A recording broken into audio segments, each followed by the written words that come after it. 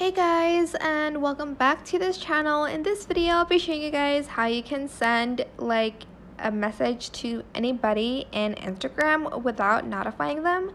So first you are going to select the DMs here. I'm just going to send a message to my own account. Just type in the message that you want. Hi, this is a secret. I don't know. And anywhere in the message, select the @ and select silent.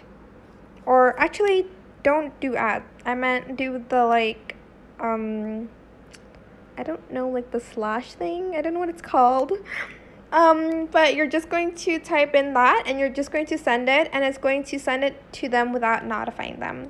That is pretty much it, really. It is super simple, but I hope this tutorial was helpful for you guys. And that is it. I hope it was helpful. Don't forget to like, comment, share, also subscribe to this channel if you haven't done that already. If you have any more questions, just leave it in the comment section down below.